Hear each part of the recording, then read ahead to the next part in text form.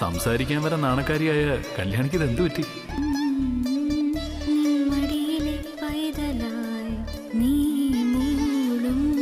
പാട്ടിലെ പ്രണയമായി നിന്നെയും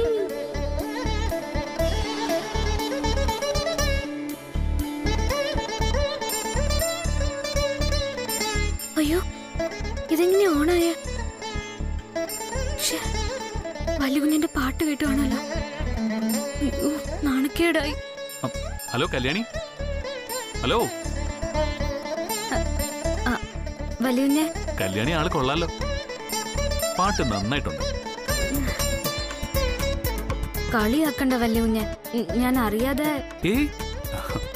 വെറുതെ കളി പറയല്ല, കാര്യമായിട്ട് പറഞ്ഞതാ. പാട്ട് നന്നായിരുന്നു. എനിക്ക് വേണ്ടി ഒന്നുകൂടെ ഒന്ന് പാടിക്കൂടെ? അയ്യോ എനിക്കൊന്നും വയ്യ. പ്ലീസ് കല്യാണി, എനിക്ക് വേണ്ടിയല്ലേ, ഒരു 2 വരി. വേണ്ട വല്യുഞ്ഞെ, എന്നെ നിർബന്ധിക്കരുത്. ശരി ശരി, ഞാൻ നിർബന്ധിക്കുന്നില്ല. പക്ഷേ അതിന് പകരമായിട്ട് കല്യാണി എനിക്ക് മറ്റൊരു കാര്യം ചെയ്യണം. എന്ത് കാര്യം? അത് കല്യാണി എന്നെ ആനന്ദേട്ടാ എന്നൊന്ന് വിളിക്കണം. ഇപ്പോഴേ ഒരു പ്രാക്ടീസ് ആയിക്കോട്ടെ.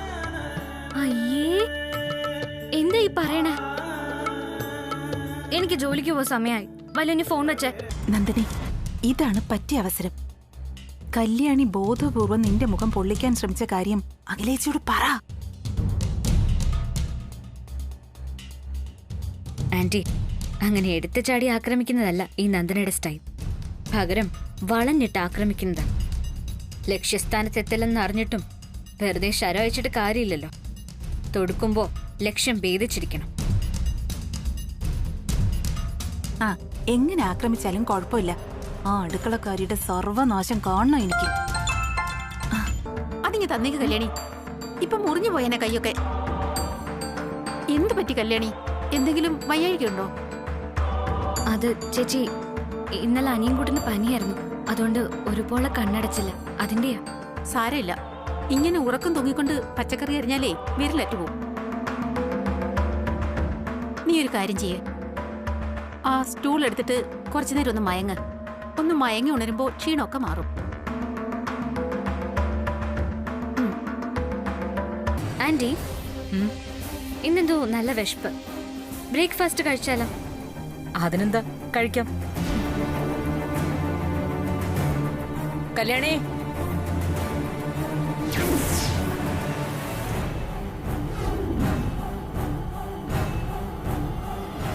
കല്യാണി,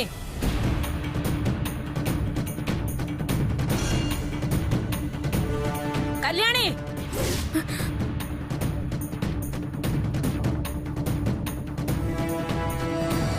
അയ്യോ, മാഡം വിളിക്കുന്നല്ലോ.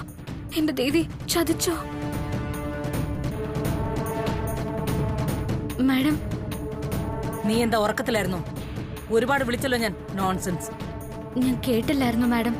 ഓ, തമ്പുരാട്ടി ഇപ്പൊ അങ്ങനെയൊന്നും വിളിച്ചാ കേക്കില്ലല്ലോ. അതെങ്ങനെയാ? ഉള്ളിൽ അടുക്കളക്കാരിയാണെന്നൊരു ബോധം ഉണ്ടായാലല്ലേ പേടിയും ഭയവും ഒക്കെ കാണൂ. ആവശ്യക്കാര് കിടന്ന് വിളിക്കട്ടെ, സൗകര്യമുള്ളപ്പോ പോവും. അതാ ഇപ്പൊ ഇവളുടെ ഭാവം.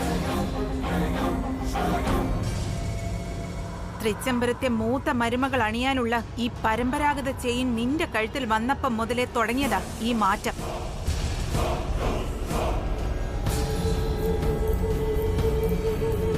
നന്ദനെ, നിന്നോട് ഇവള് കാണിച്ചത് എന്താണെന്ന് നീ ചേച്ചിയോട് പറ.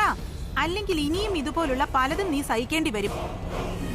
3 നേരവും നീ എന്നെ ഫോൺ ചെയ്ത് കഴിച്ചോന്ന് ചോദിച്ചാലേ ഞാൻ ആഹാരം കഴിക്കൂ. അതുവരെ വിശന്ന് കാത്തിരിക്കും. ഞാൻ വിളിച്ചില്ലെങ്കിൽ വല്യകുഞ്ഞ് ഒന്നും കഴിക്കാതെ പട്ടിണി കിടക്കും. അത് പാടില്ല. എന്റെ വല്യകുഞ്ഞ് ഞാൻ കാരണം പട്ടിണി കിടക്കരുത്. അത് സഹിക്കില്ല എനിക്ക്.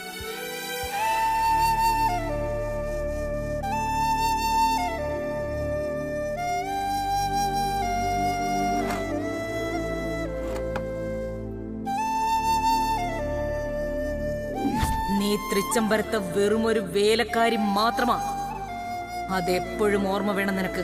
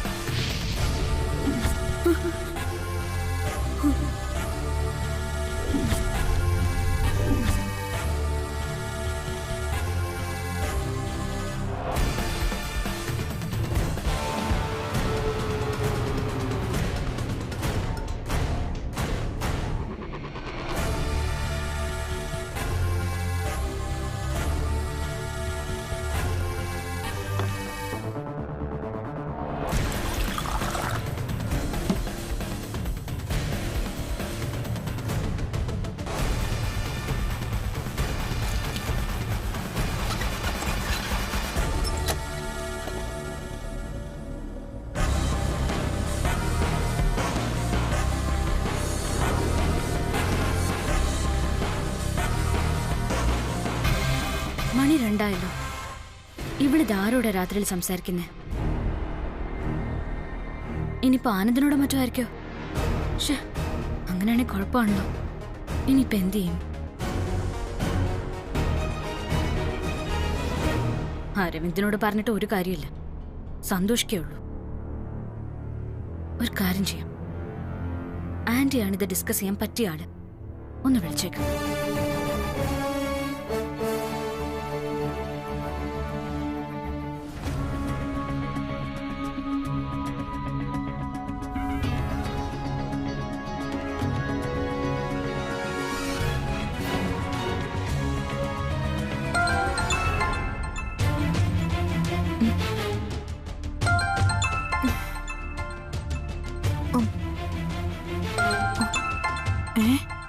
നന്ദനെയോ?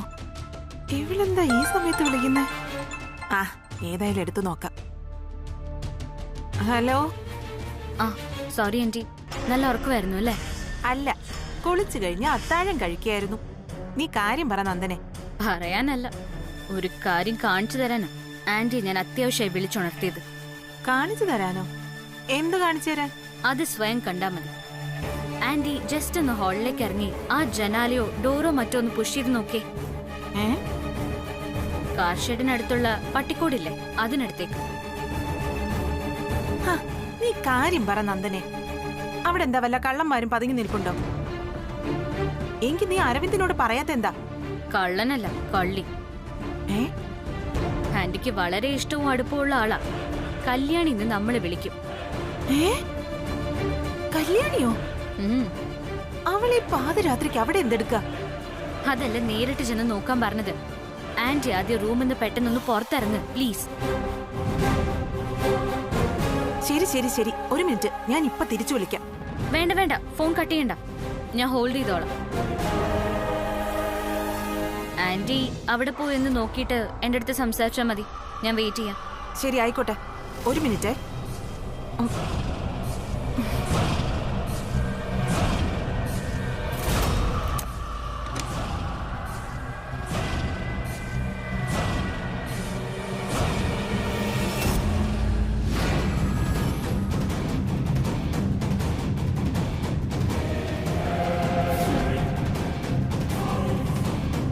ഹലോ നന്ദനെ.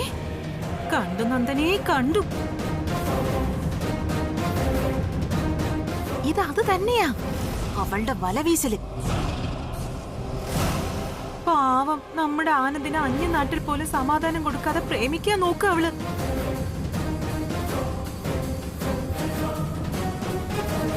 ഇതിങ്ങനെ പോയാ നിന്റെ കാര്യം പോക്കാം. എന്റെ കാര്യം ആന്റി എന്തായി പറയുന്നത്? നീ എന്താ ഒരുമാതിരി മന്ദബുദ്ധികളെ പോലെ? എടി, ഞാൻ മുമ്പേ പറഞ്ഞതല്ലേ, കല്യാണി ആനന്ദിനെ കെട്ടിയ നിന്റെ സ്ഥാനം പടിക്ക് പുറത്താകൂന്ന്. നിന്റെ അമ്മായിയമ്മ അഖിലാണ്ടേശ്വരി ആണെങ്കിലേ പന്തിയിൽ ഭക്ഷഭേദം കാണിക്കുന്ന മോള. ആനന്ദും അരവിന്ദും സ്വന്തം മക്കളാണെങ്കിലും മൂത്തവൻ ആനന്ദിനോട് മാതൃപ്രേമം അല്പം കൂടും. അതുകൊണ്ട് തന്നെ അവക്കാവ് ഇനി താക്കോലും അധികാരവും കൊടുക്കാൻ പോകുന്നത്. ഞാൻ വേറൊരു വേലക്കാരിയാണെന്ന് എനിക്കറിയാം. അതുകൊണ്ട് തന്നെ നില മറക്കാനോ തല മറന്ന് എണ്ണ തേക്കാനോ കല്യാണിയില്ല. വേറെ ഒരു ജോലിക്കാരിയുടെ പരിധിക്കുള്ളിൽ കഴിഞ്ഞോളാം ഞാൻ. കണ്ടതൊക്കെയും വെറും സ്വപ്നങ്ങളാണെന്ന് കരുതി മറക്കാൻ ഞാൻ ഇല്ല. ഇനി മുതൽ വലിയ കുഞ്ഞിന് ഫോൺ ചെയ്യില്ല ഞാൻ.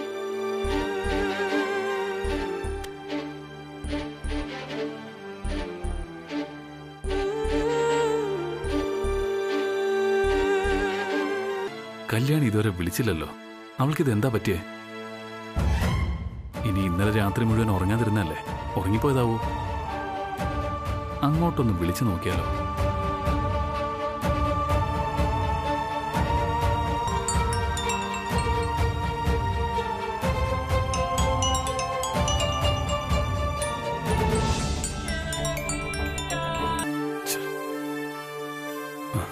കല്യാണി എന്താ ഫോൺ എടുക്കാത്ത? എന്തു പറ്റി കല്യാണിക്ക്? ഹലോ സുബ്ബണ്ണ, എങ്ങനെയുണ്ട് മുംബൈ? പൊളിച്ചടക്കിയോ? ഹാപ്പി അല്ലേ? ആ, ഞാൻ ഹാപ്പി തന്നെ ഇവിടെ. പക്ഷേ നിന്റെ ബ്രോ എവിടെ ഹാപ്പി അല്ലാത്ത? Bro happy അല്ലെന്നോ? ബ്രോക്ക് ഇതെന്ത് പറ്റി? എന്തു പറ്റാനാ, എല്ലാം പ്രണയക്കെടുതികളല്ലേ. പ്രളയക്കെടുതിയേക്കാൾ ഭയങ്കരമാണ് പ്രണയക്കെടുതികൾ. പ്രണയക്കെടുതിയോ? അതെന്താ സംഗതി? സുബണ്ണൻ കാര്യം പറ. പറയാം. 3 നേരവും കല്യാണി ഫോണിലൂടെ ആഹാരം കഴിച്ചോന്ന് വിളിച്ചു തിരക്കിയാലേ നിന്റെ ബ്രോ ആഹാരം കഴിക്കുള്ളൂന്ന് അവൾക്ക് വാക്കു കൊടുത്തിരിക്കുക. ഗ്രേറ്റ്. അത് പൊളിച്ച്. പൊളിക്കലും തകർക്കലും സംഭവമൊക്കെ കൊള്ളാം. പക്ഷേ ഇന്നിപ്പോ രാവിലെ കല്യാണി വിളിച്ച് വിശേഷം തിരക്കില്ല എന്ന് പറഞ്ഞ് നിന്റെ ബ്രോ ഉപവാസത്തിലെവിടെ? ഞാൻ പറഞ്ഞിട്ടൊന്നും അവൻ കേൾക്കുന്നേയില്ല. നീ കല്യാണി കണ്ട് ആനന്ദിനൊന്ന് വിളിക്കാൻ പറ പ്ലീസ്. ആ ഇത്രേ ഉള്ളോ? ദേ ഇപ്പൊ തന്നെ ഞാൻ പോയി എന്റെ ഏട്ടത്തിയോട് ഏട്ടൻ അവിടെ പട്ടിണി കിടക്കാന്ന് പറയാം. ഏട്ടത്തി അമ്മേ,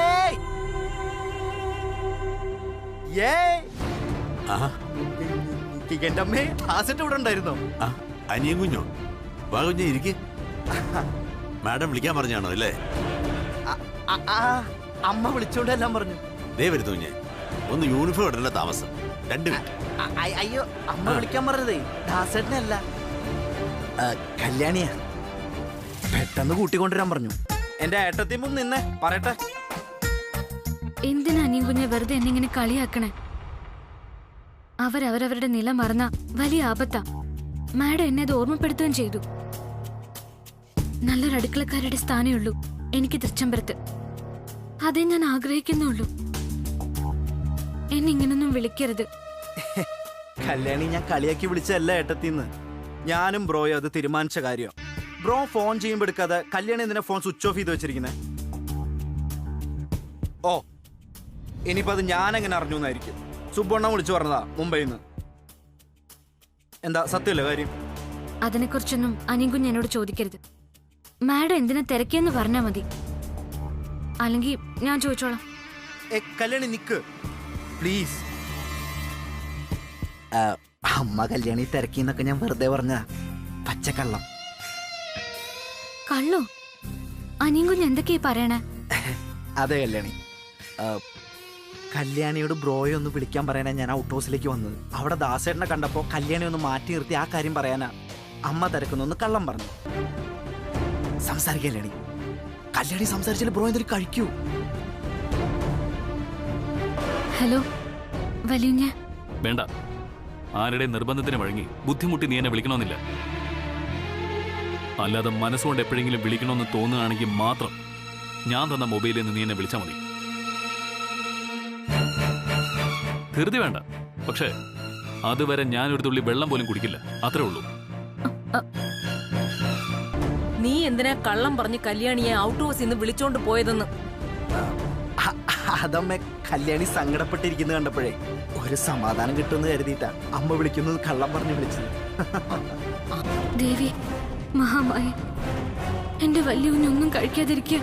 അന്യനാട്ടില് എങ്ങനെയെങ്കിലും എനിക്ക് എന്റെ വലിയ കുഞ്ഞിനെ ഫോൺ ചെയ്തേ പറ്റൂ. നീ തന്നെ ഒരു വഴി കാട്ടണേ അമ്മ.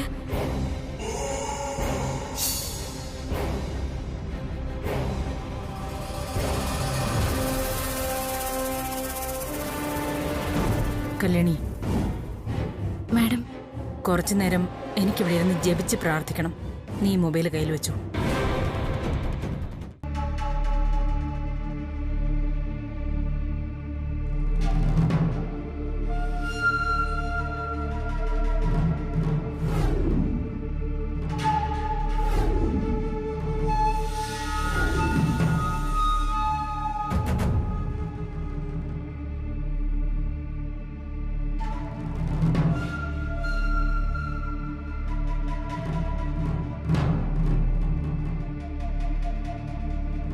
ദേവി, നീയായിട്ടൊരു വഴി കാട്ടിത്തന്നാണെന്ന് അറിയില്ല.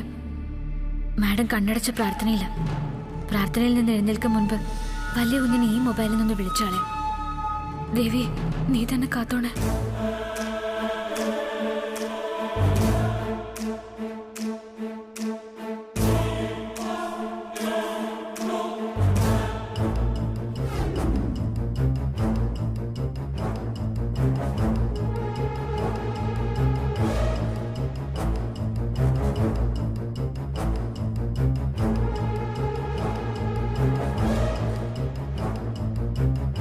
കല്യാണി വിളിച്ചിട്ട് ആഹാരം കഴിക്കുമെന്ന് പറഞ്ഞിട്ട് പോലും കല്യാണി എന്നെ വിളിച്ചില്ലല്ലോ.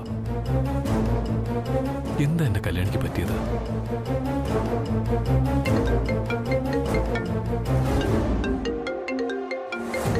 അത് കല്യാണിയായിരിക്കും.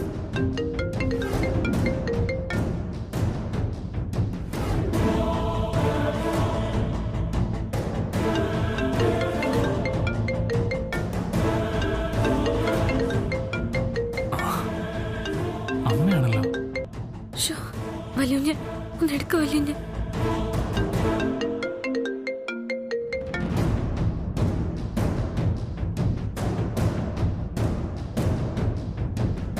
മോളെ, ഹലോ ഹലോ. ഛേ, അമ്മ കട്ടാക്കിയല്ലോ.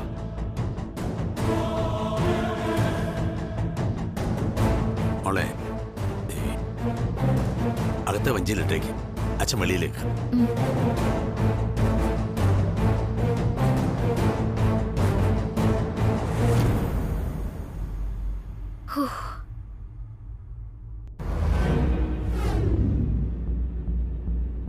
ഒന്നുകൂടി ഒന്ന് വിളിച്ചു നോക്കാം. അമ്മ എന്തിനാ വിളിച്ചെന്ന് ചോദിക്കാം.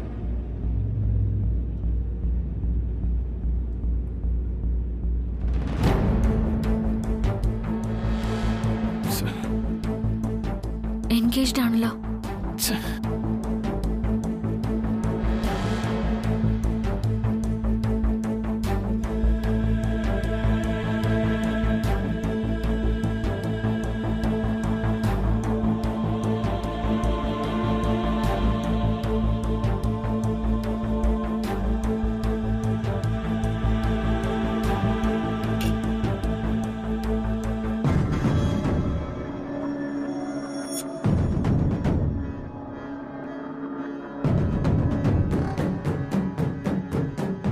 വലിയ കുഞ്ഞിനെ വിളിച്ച നമ്പർ ഡിലീറ്റ് ചെയ്ത് കളഞ്ഞേക്കാം. അല്ലെങ്കിൽ മാഡം കണ്ടാലോ. ഇനി അത് മതി അടുത്ത പൂരത്തിന്.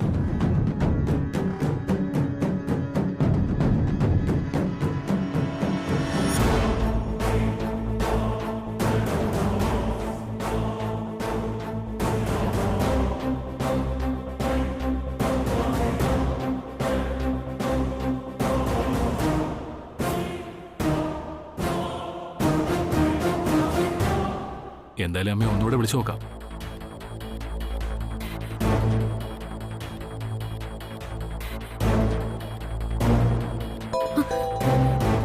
അയ്യോ, വലിയ കുഞ്ഞാണല്ലോ. നേരത്തെ വിളിച്ചിരുന്ന കാര്യം ചോദിച്ച കുടുങ്ങിയത് തന്നെ.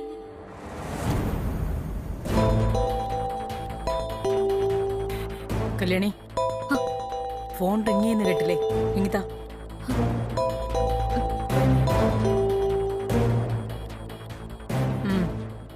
ആനന്ദ് പറഞ്ഞോളൂ. ആ അമ്മേ. വലിയ കുഞ്ഞിപ്പോ അമ്മ വിളിച്ചിരുന്നോ ചോദിക്കും. അല്ല, അമ്മ എന്നെ വിളിച്ചായിരുന്നോ?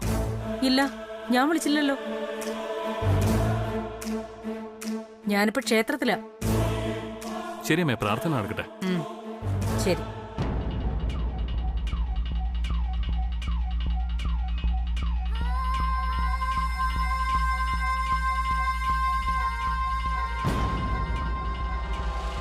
കല്യാണി, നീ ആനന്ദിന് ഫോൺ ചെയ്തിരുന്നു?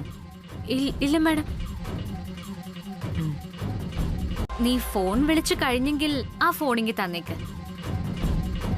ചിലപ്പോ നേരത്തെ ഡയൽ ചെയ്ത നമ്പറിൽ നിന്ന് അയാളെന്നെ തിരിച്ചു വിളിച്ചാലോ. ചതിച്ചല്ലോ ഭഗവാനെ. വലിയ കുഞ്ഞ് വീണ്ടും വീണ്ടും വിളിക്കുന്നു പറയുകയും ചെയ്തു. ആ ഫോൺ താ കല്യാണി. എന്താ ഒരു ആലോചന? ഫോൺ. ഹലോ ബ്രോ, എന്തൊക്കെയുണ്ട് വിശേഷം? എന്താണ് മീറ്റിംഗ് കഴിഞ്ഞോ? അത് ഉച്ചയ്ക്ക് ശേഷമാ. അതെ, ഞാനിപ്പോ നിന്നെ വിളിച്ചത് മറ്റൊരു അർജന്റ് കാര്യം പറയാനാ. എന്ത് കാര്യം ബ്രോ? ധൈര്യമായിട്ട് പറ.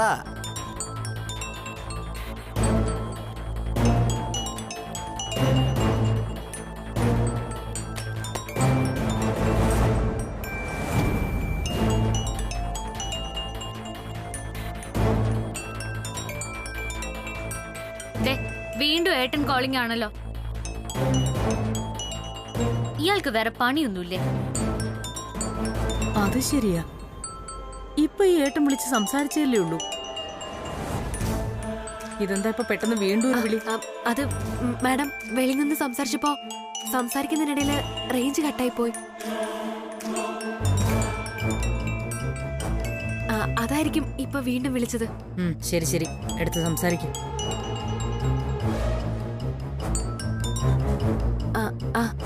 ഏട്ടാ പറഞ്ഞോ.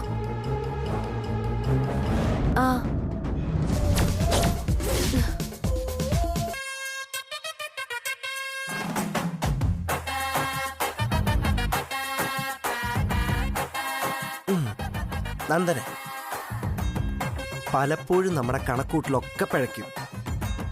ഈ റൊമാൻസിൽ ഞാനാണ് മിടുക്കെന്ന വിചാരിച്ചിരുന്നത്. പക്ഷെ ഇപ്പൊ മനസ്സിലായി, ബ്രോഹയെ വല്ല ആ കാര്യത്തിൽ നമ്മളെ കൊണ്ട് പറ്റില്ലെന്ന്.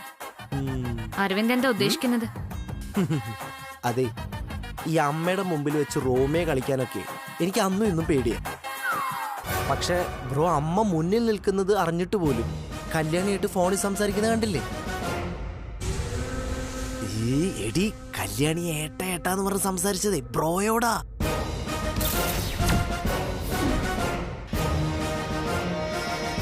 അരവിന്ദ്, നീ സത്യമാണോ ഈ പറയുന്നത്?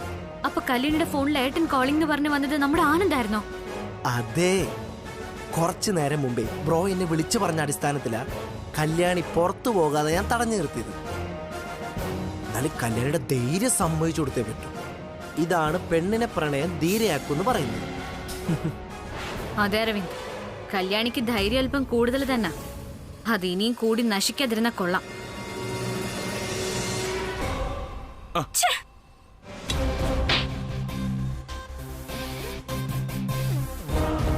ब्लडी रास्कल, चेहरे पर आंख नहीं है क्या? सॉरी मैडम, गलती हो गया.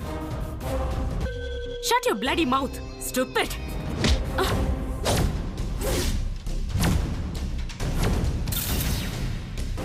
അറിയാതെ ഈ മനുഷ്യന്റെ കയ്യിൽ നിന്നും ഒരബദ്ധം പറ്റിപ്പോയി. അതിന് കൈനീട്ടി അടിക്കുന്നതാണോ നിന്റെ സംസ്കാരം? ഒന്നുമില്ലെങ്കിൽ അദ്ദേഹത്തിന്റെ പ്രായത്തിനെങ്കിലും ബഹുമാനിക്കാൻ പഠിക്കേണ്ടടി.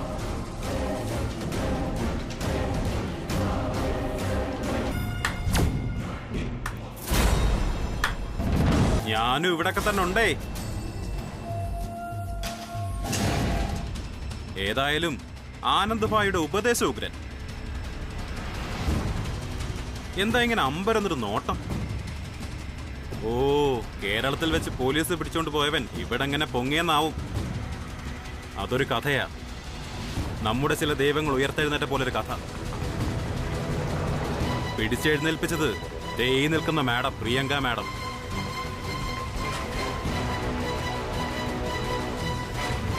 ഇപ്പോ ഞാനാണിവിടെ മാഡത്തിന്റെ സേനാധിപതി. കൊള്ളാം, ചക്കിക്കൊത്ത ചങ്കരൻ. ഇത് കേരളമല്ല, ഓർത്താൽ കൊള്ളാം. മാത്രമല്ല, തൃച്ചംബരത്ത് തറവാടിന്റെ തെക്കേപ്പുറത്തല്ല നീ ഇപ്പൊ നിൽക്കുന്നത്. അവിടെ കണ്ട ഊള ചന്ദ്രപ്രതാപനല്ല മുംബൈയിലെ ഈ ചന്ദ്രപ്രതാപ്. എങ്ങനെയെങ്കിലും ആ കല്യാണിയെ കടത്തിക്കൊണ്ടുവരാനാ ഞാനിവിടെ മര്യാദരാമനൊരു സുഗുണനെ പോലെ അഭിനയിച്ചു നിന്നത്. പക്ഷെ അവളെ കിട്ടിയില്ല. ഇനി എന്ത് നോക്കാനാ? അതുകൊണ്ടിപ്പോ ജീവൻ വേണമെങ്കിൽ നീ പ്രിയങ്ക മാഡത്തോട് മാപ്പ് ചോദിച്ചിട്ട് ഈ നാട് വിടാൻ നോക്ക്. അതെ, ഇനിയെങ്കിലും എന്റെ കെട്ടിയോള് ധൈര്യമായിട്ട് നേർക്ക് നേർ മുഖത്ത് നോക്കി ഏട്ടാ എന്നൊന്ന് വിളിച്ചേ കേക്കട്ടെ. ഒന്ന് പോ വല്യൂഞ്ഞെ, ഒരേട്ടനും പൊട്ടനും. വല്യൂഞ്ഞിന്റെ മീറ്റിംഗ് ഒക്കെ കഴിഞ്ഞു അവിടെ? വല്യൂഞ്ഞ് എപ്പോഴാ തിരിച്ചു വരുന്നേ? ഉടൻ ഞാൻ എന്റെ കെട്ടിയോളെ കാണാൻ പറന്നങ്ങ് എത്തില്ലേ. ഇവിടെ ഇനി 2 മീറ്റിംഗ് കൂടി ഉണ്ട്, അതും കൂടെ ഒന്ന് കഴിഞ്ഞോട്ടെ. ശരി. അതെ, അച്ഛൻ വരാറായി. ഈ വീഡിയോ കോൾ അങ്ങനെ കണ്ട ആകെ കൊള്ളാം. അതിന് കണ്ടാലല്ലേ. ദേ നോക്ക്, ദാസേട്ടൻ ഇപ്പോഴെങ്ങും വരാൻ പോകുന്നില്ല. ഞാൻ ദാസേട്ടനെ വിളിച്ചിട്ടാ നിന്നെ അങ്ങോട്ട് വിളിച്ചത്. നീ പല കാര്യങ്ങളെയും അന്ധമായി വിശ്വസിച്ച് അതിനെയും തലയിലേറ്റ് നടന്ന നിന്റെ ജീവിതം ഒരു വട്ടപൂജ്യമായി മാറും. ഈ കമ്മല് കിട്ടിയതുപോലൊന്നും ജീവിതം തിരിച്ചു കിട്ടില്ല, അതാണ് കാര്യം.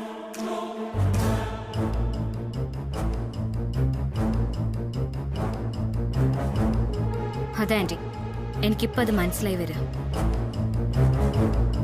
നേരത്തെ അഖിലാന്റിയുടെ മുന്നിൽ വെച്ച് കല്യാണി ഫോണിൽ സംസാരിച്ചത് ആനന്ദിനോട് തന്നെയായിരുന്നു. സത്യമാണോ നീ പറയുന്നേ? അതെന്താ നിനക്ക് ഇപ്പം മനസ്സിലാവാൻ? അരവിന്ദ് എന്നോട് നേരിട്ട് പറഞ്ഞു. ആനന്ദ മുംബൈന്ന് അരവിന്ദനെ വിളിച്ച് പിന്നീട് അത് ഓപ്പറേറ്റ് ചെയ്തത്. ഹാ, അതാണ് ഇപ്പം മനസ്സിലായോ കാര്യങ്ങളുടെ കിടപ്പ്. തൃച്ചംബരത്ത് അഖിലാണ്ടേശ്വരിയുടെ മുന്നിൽ വെച്ച് അഖിലാണ്ടേശ്വരിയുടെ മകനോട് ഫോണിലൂടെ പ്രണയസലാപം നടത്താൻ ഇവിടുത്തെ ചീള അടുക്കളക്കാരിക്ക് ധൈര്യം വന്നിരിക്കുന്നു.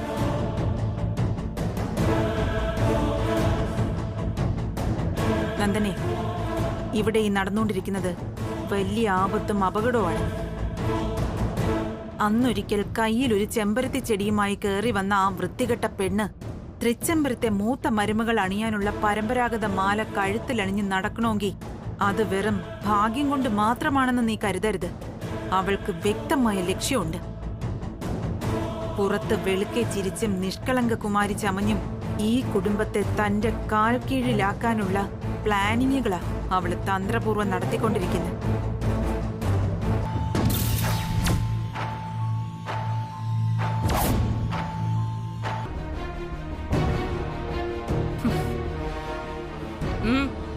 എന്തിനാ ഇപ്പൊ ഇങ്ങോട്ട് വന്നത്? വല്ല ഓഡിറ്റോറിയത്തിലും സ്റ്റേജ് ഷോയ്ക്കും പോകുന്നതായിരുന്നു നിനക്ക് നല്ലത്. ഡയലോഗ് അടിക്കാൻ മിടുക്കനല്ലേ, ആൾക്കാരുടെ അപ്ലോസ് കിട്ടും. പക്ഷേ എനിക്ക് പ്രയോജനം ഇല്ല നിന്നെ കൊണ്ട്. അത് മാഡം, അവൻ പെട്ടെന്ന് പ്രതികരിക്കുമെന്ന് ഞാൻ പ്രതീക്ഷിച്ചില്ല. മാത്രമല്ല അന്ന് എനിക്ക് ചെറിയ പനിയുണ്ടായിരുന്നു. അതാ ഉടനടി അടി തടുക്കാൻ കൈ ഉയർത്താൻ പറ്റാതിരുന്നത്. നോക്ക്, വാക്കുകൾ കൊണ്ട് ജയിക്കാൻ ഇറങ്ങുന്ന ഒരു പടയാളി കോമിക് ക്യാരക്ടറിനെ അല്ല എനിക്കിപ്പോ വേണ്ടത്. മുറിച്ചിട്ടാലും മുറി കൂടുന്ന പോരാളിയാ.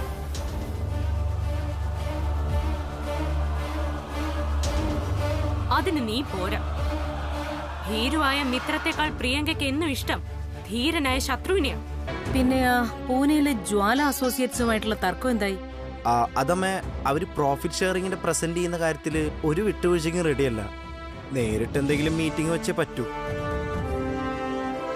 മറ്റന്നാൾ ഞാൻ അങ്ങോട്ട് പോവാന്ന് വിചാരിക്കാം. മറ്റന്നാളാണോ? എന്നാ ഞാനും വരും അരവിന്ദ്. ഞാനാണെ പൂനെയിൽ ഇതുവരെ പോയിട്ടില്ല.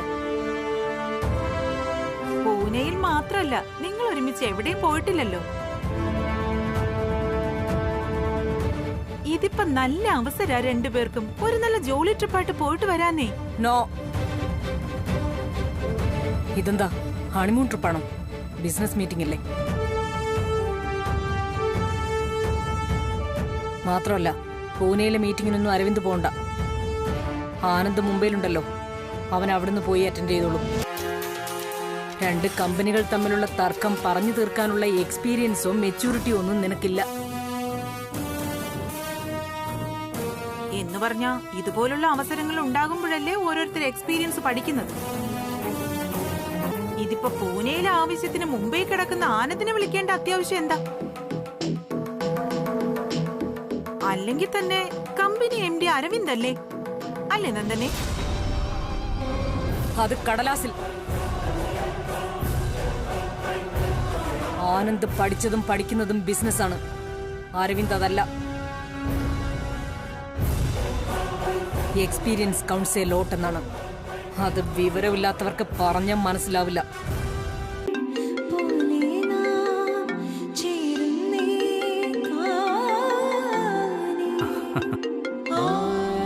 ഹായ് കെട്ടിയോളെ. ഹായ്. വല്യുഞ്ഞ അത്താഴം കഴിച്ചോ? എന്താ കല്യാണി ഇത്? എപ്പോ വിളിച്ചാലും നിനക്ക് ഈ ഒരു പല്ലവിയേ ഉള്ളോ? ആഹാരം കഴിച്ചോ, ആഹാരം കഴിച്ചോ, ആഹാരം കഴിച്ചോന്ന്. അതിനല്ലേ വല്യ കുഞ്ഞ് ഞാനിങ്ങനെ വിളിക്കുന്നേ. ഞാൻ വിളിച്ചില്ലെങ്കിൽ വല്യ കുഞ്ഞ് ആഹാരം കഴിച്ചില്ലെങ്കിലോ എന്ന് എന്റെ പേടി. എന്റെ കല്യാണി, ഒന്നുമില്ലെങ്കിലും ഞാൻ കെട്ടിയ താലിയല്ലേ നിന്റെ കഴുത്തി കിടക്കുന്നത്. താലി കെട്ടിയവനോട് ആഹാരം കഴിച്ചോന്ന് 3 നേരം വിളിച്ചു ചോദിച്ചാൽ മാത്രം മതിയോ? വേറെ നമുക്ക് എന്തെങ്കിലുമൊക്കെ സംസാരിക്കണ്ടേ? വേറെന്ത് സംസാരിക്കാന്? വല്യ കുഞ്ഞ് എന്തൊക്കെയാ പറയണെന്ന് എനിക്ക് മനസ്സിലാവണില്ല.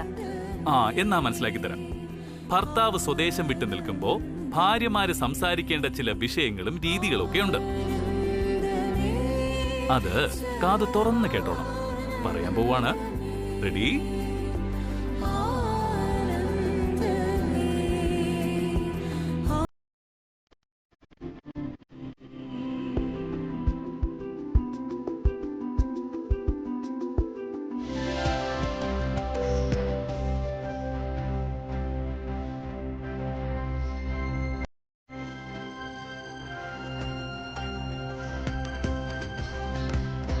യെസ്, ആ കോൺട്രാക്ടിന്റെ കാര്യമാണ് ഞാൻ മെൻഷൻ ചെയ്തത്. No problem. ഫിനാൻഷ്യൽ ഇഷ്യൂസ് നമുക്ക് നേരിട്ട് സംസാരിക്കാം. അതിനായിട്ട് ഞാൻ ആനന്ദിനെ അങ്ങോട്ട് അയക്കുന്നുണ്ട്. Just do one thing. ആദ്യം ആനന്ദും സാറും നേരിട്ട് സംസാരിക്കൂ, എന്നിട്ട് മതി തീരുമാനം. ആ ഓക്കെ, ശരി. അപ്പൊ thank you Joseph sir, and good night. Oh my God, മുംബൈയിൽ നിന്ന് പൂനെക്ക് പോകേണ്ട കാര്യം ആനന്ദിനോട് വിളിച്ച് പറഞ്ഞില്ലല്ലോ. ആ ഇപ്പൊ തന്നെ പറഞ്ഞേക്കാം.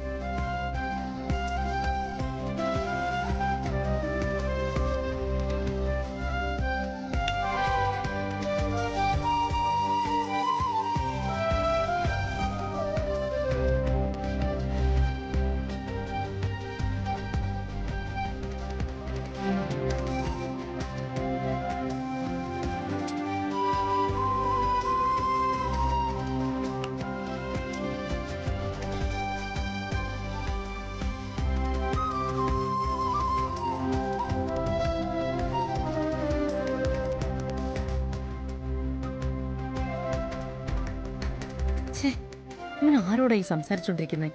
കുറെ നേരം ആയല്ലോ.